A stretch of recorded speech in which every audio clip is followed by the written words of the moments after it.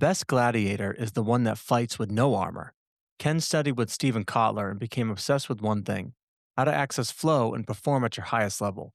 But here's what really stands out: how do you handle failure when people are either cheering you or booing you? Because even when you lose, you still have to carry yourself like you didn't. This one hits identity. I've been called a failure, told I'd never graduate college. And when your identity gets ripped away, it can feel like death. But if you're choosing to evolve, you don't wait. You take control of who you are becoming. It sounds simple, it's not. Let's roll right in. All right, welcome to the Work Sucks, but I Like It podcast. Today we have Ken Cox. He's a seasoned entrepreneur, the president of River City Internet Group, and the visionary behind multiple ventures, including Austerian and Vendor Review. He owns a boxing gym and is the host of Clicks and Bricks podcast and uses stand-up comedy to build better teams. Ken, welcome to the show. How you doing today, Tony? Awesome, awesome. So Ken, define work for us today. Work. Oh boy. Define work for us today. So I look at work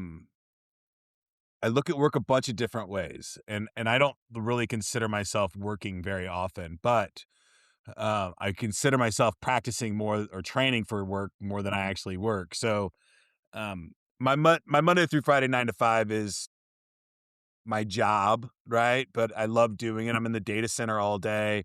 It's a ton of fun. I'm playing with computers and stuff like that. So I would call that work.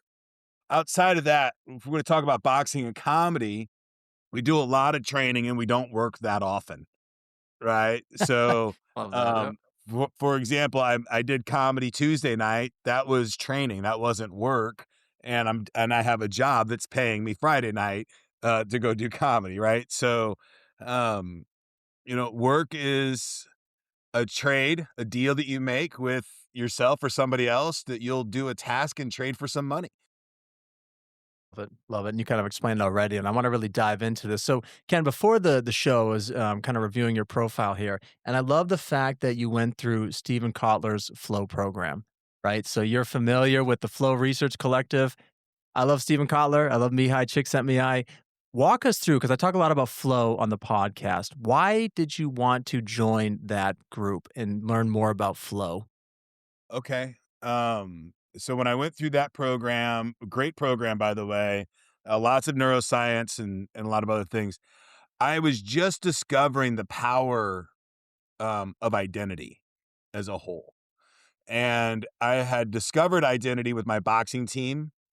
And this is where I really started playing with, um, flow state and subconscious programming and programming with language and neurolingual programming and these kinds of tactics, right?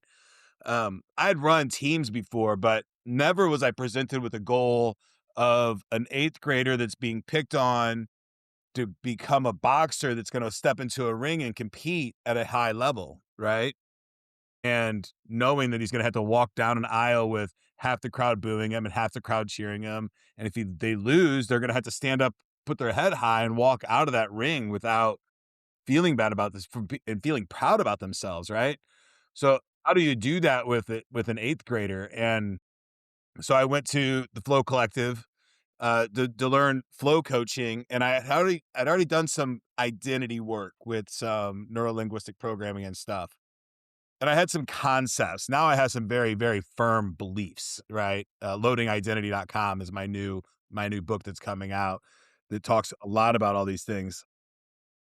Through that whole process, I also was struggling with alcoholism and took a lot of the stuff that I learned through the flow coaching, working with my students, working with the identity work, the neurolinguistic programming, all of these, coupling them together, and then really changing the identity of these kids and myself with addiction.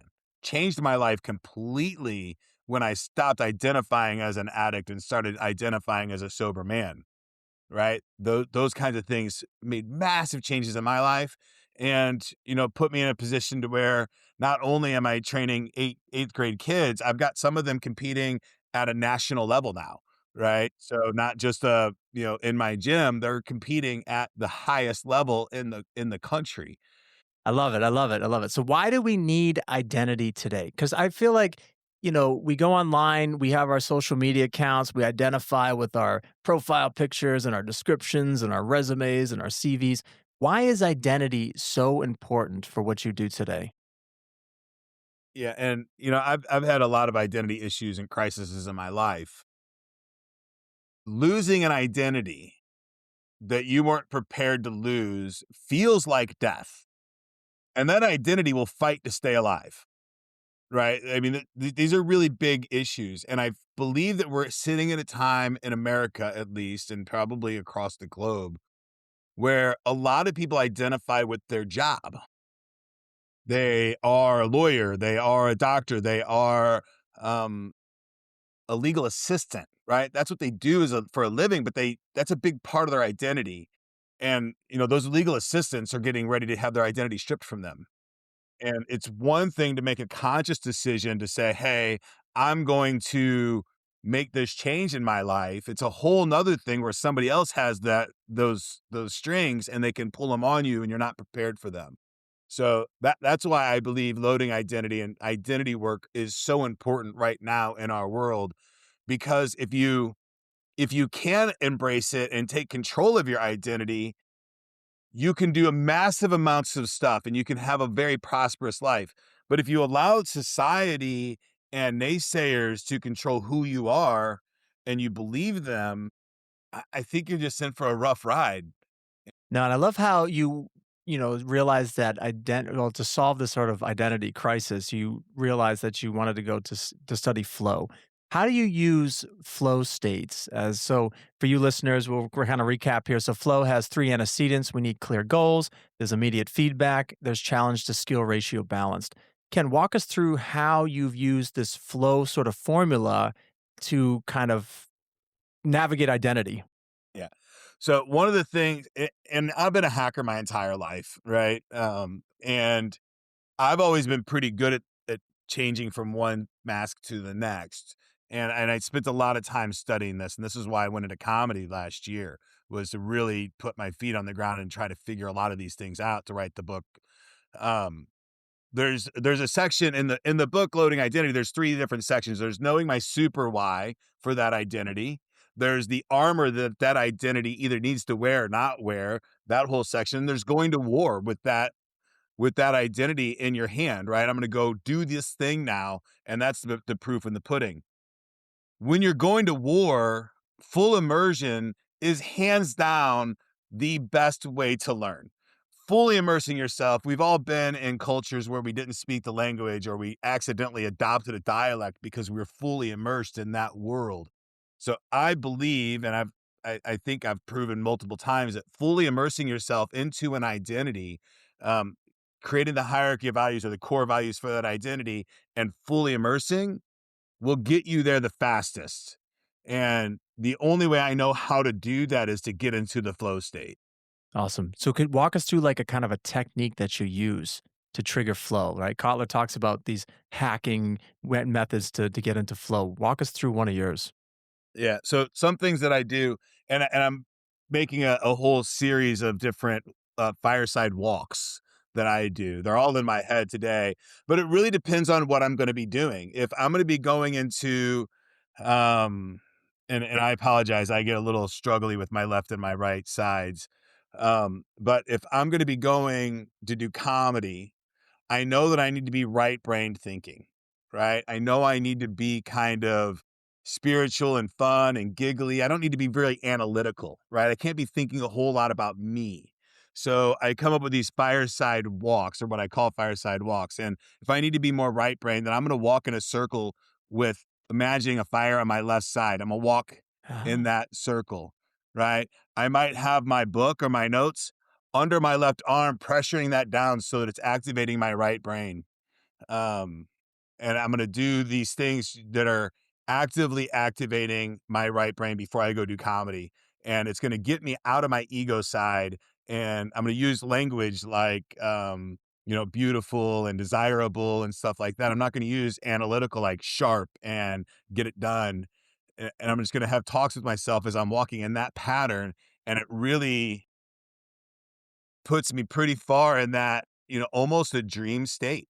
Quite the opposite. If I'm going to be, doing a podcast, I'm going to imagine a fire on my right side. I'm going to be, really trying to activate that who am I as my ego and who is Ken Cox, not who is this performer person that's going to go up and entertain a lot of people.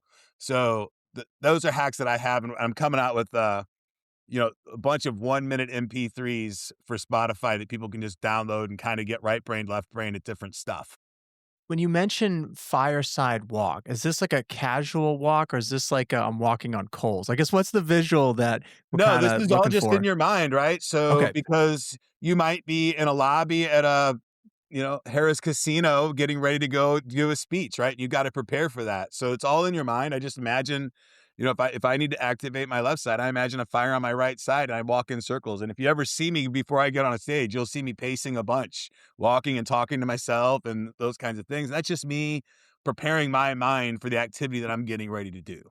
Now I love that imagery. So the fire's kind of like bringing lights, kind of warming you up almost in some sense. Yep. I love that. I love And that. and for me, it was a way to say, "How do I activate that side of my brain?" And we know if we do the opposite side physically, it activates the other sides. So I loved your sort of like three levels here. You've got your super wide, the armor, and I guess going to war. Walk us through this the importance of, I guess, is identity wrapped up in that super why? Walk us through this super why concept.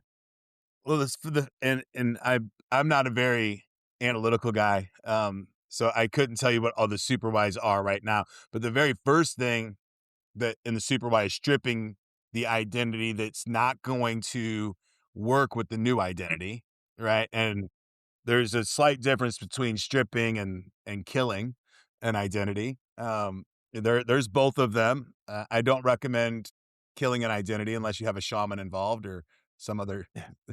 um, Yes, yeah, right. help there because Other it is rituals going on, right? Yeah. yeah it is wild stuff. I mean, this is who you identified as a person, right? In a lot of cases, you talk about um, I deal with a lot of people from different backgrounds. So like bikers, right? They identify as a biker. That's part of who they are as a person. Um, so getting them to change that,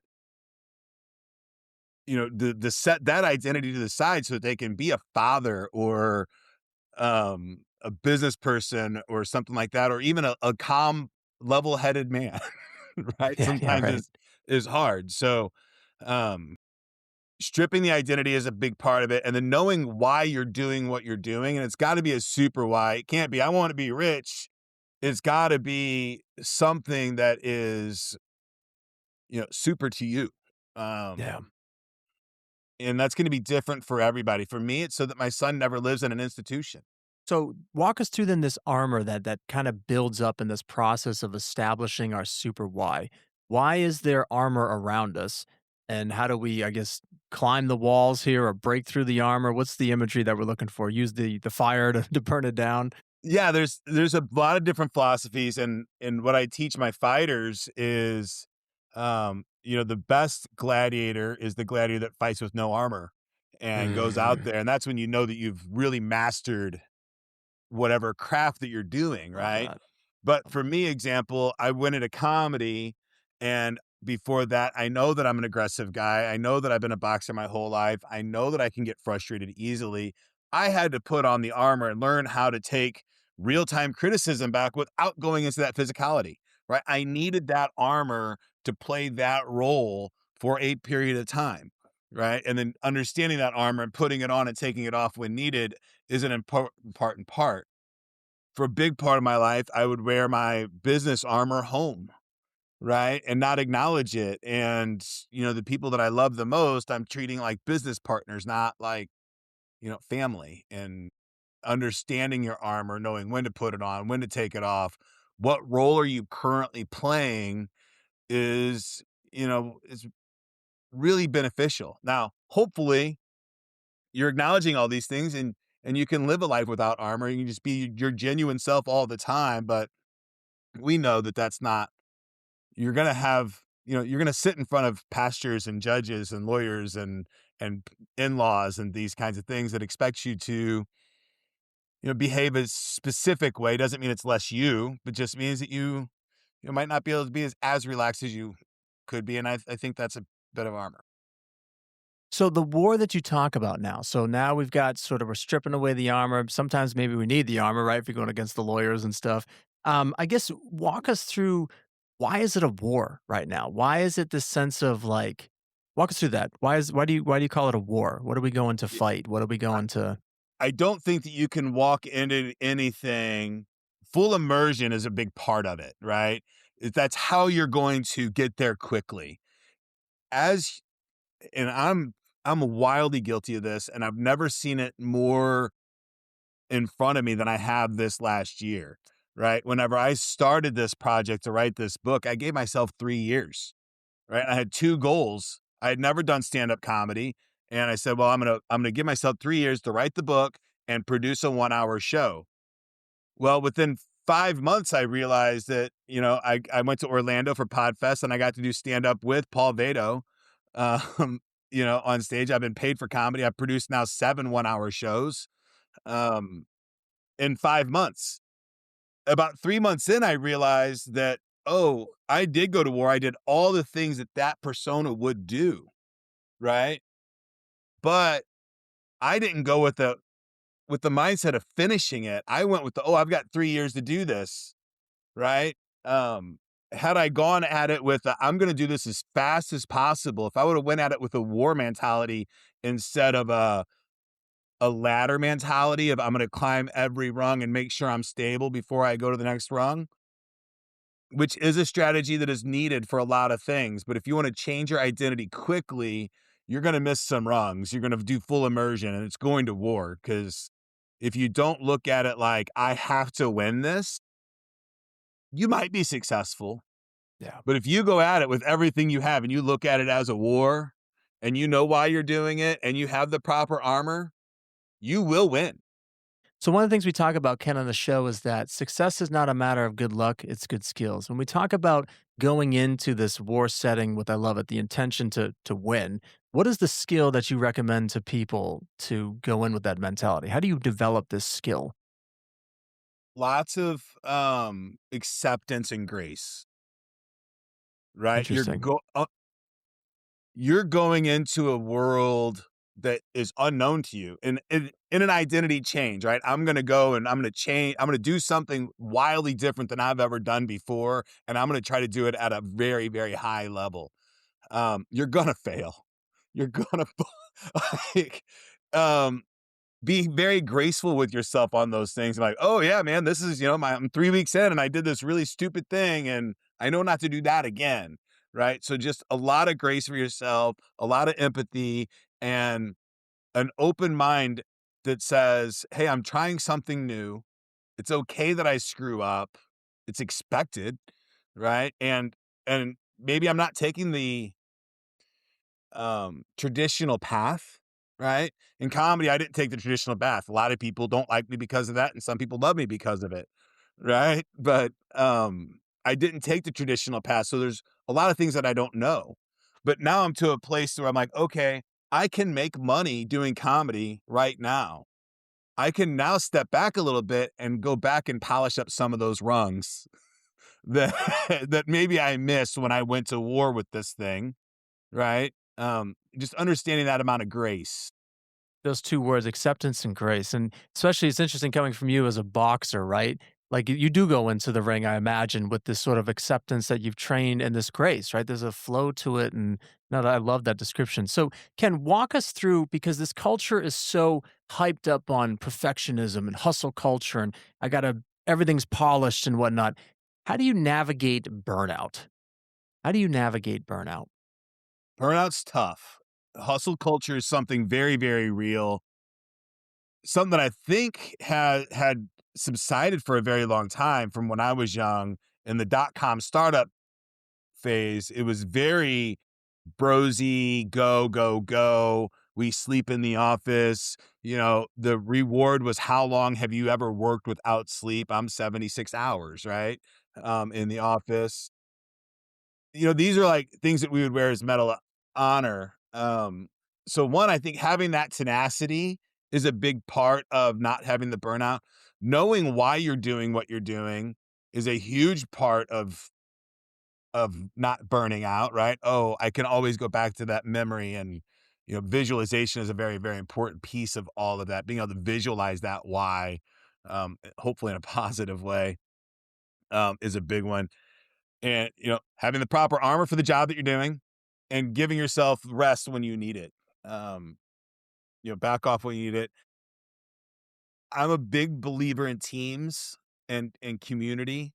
So having a team that you can talk to about what you're going through at all times, if it's either a small group or a best friend, a wife or husband, whatever, somebody, an AI, I don't care, something that you can talk to and get everything off of your chest and get some feedback is very, very important. No, I love your concept too of like working with others, right? I feel like today the solopreneur is all by themselves, but we have to work with teams. Walk us through how you use comedy to help build teams.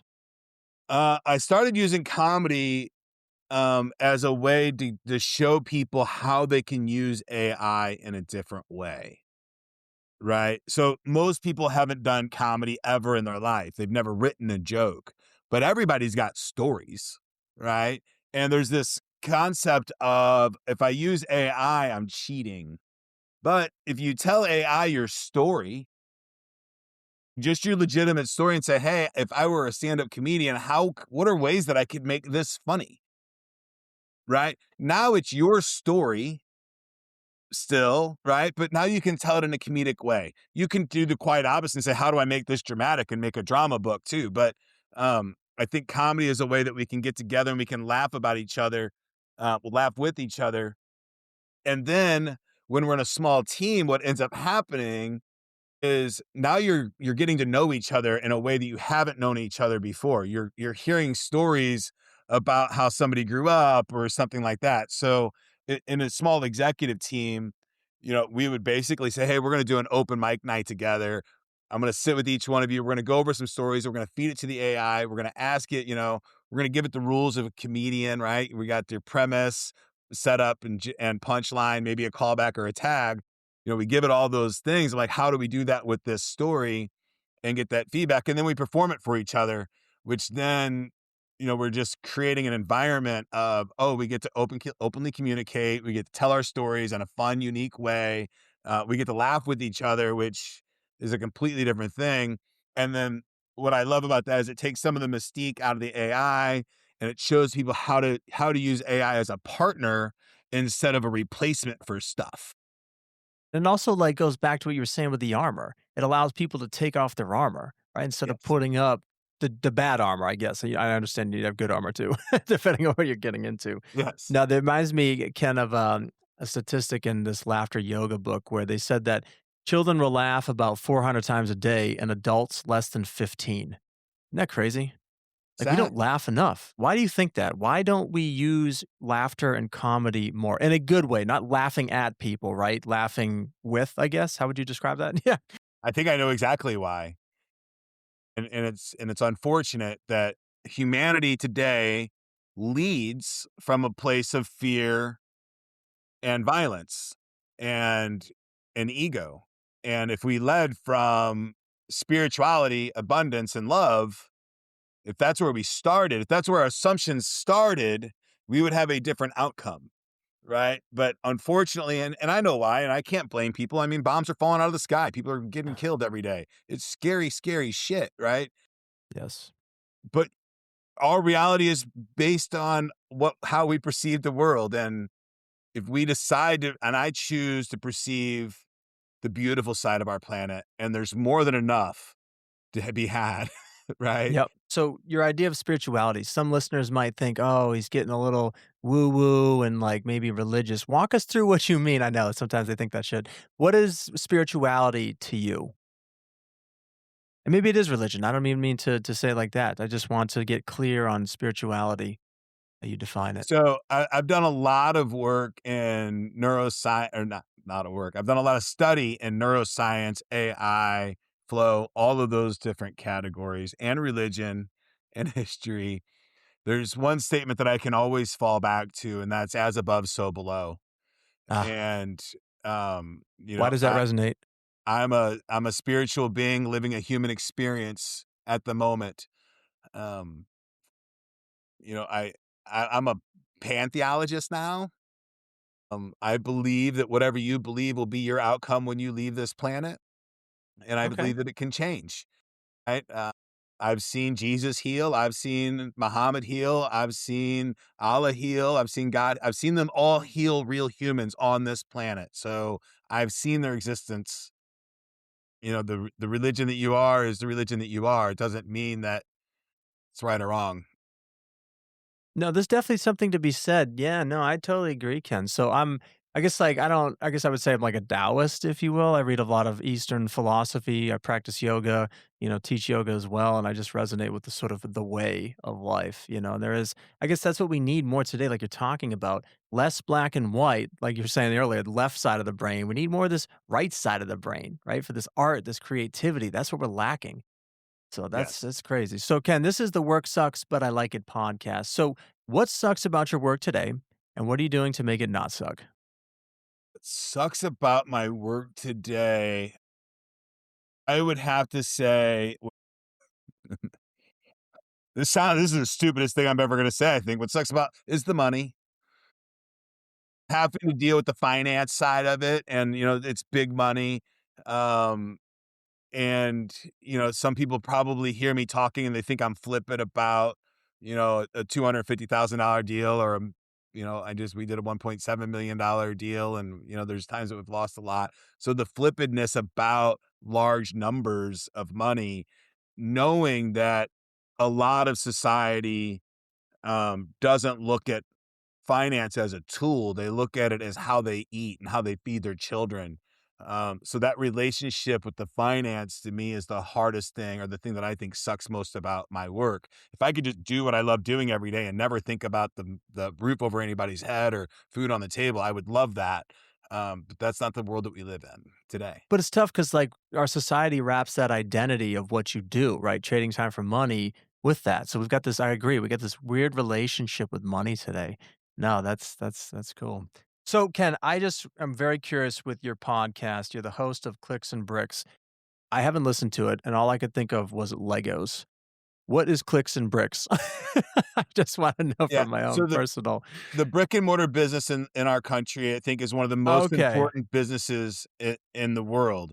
There's a lot of brick and mortar companies across the planet that are 250,000 to 1,000,000 revenue. The owners are struggling, and they don't know how to use technology in their brick and mortar to really grow. That was the concept behind Clicks and Bricks, and that's what I really want, because I run a data center and I like brick and mortar business.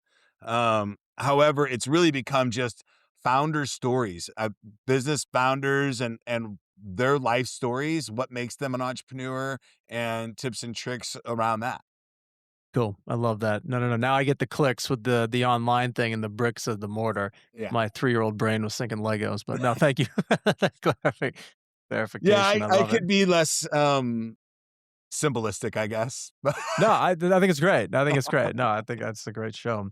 Yeah. So, if kind of listeners of today's show want to reach out, learn more about, that book. Let's talk about that book. What would readers get from that book that you were talking about today? First off, what's the name? Where can we find it? Yeah, so, I'll give you a little synopsis. So loadingidentity.com is where you can get the book, and it's 3 books. It's, Loading Identity is the main piece of work, and what that is, it's the process that I used when I did the comedy. You can follow my comedy journey at coxout.com. I went, and every night I did a stage. I wrote about that stage, what happened, how I got there, what the emotions and everything were. So that body of journalism is the proof of concept for the systems of loading identity. The very first thing that I realized after it was done was that there's 2 very dangerous pieces of the book, and that's the first piece is stripping an identity. So I wrote Stripping Identity, which is a companion book. It's like 30 pages, but it talks specifically about stripping identity and killing an identity, when you should and when you shouldn't do that, and when you should seek help. And I very much recommend seeking help in that process.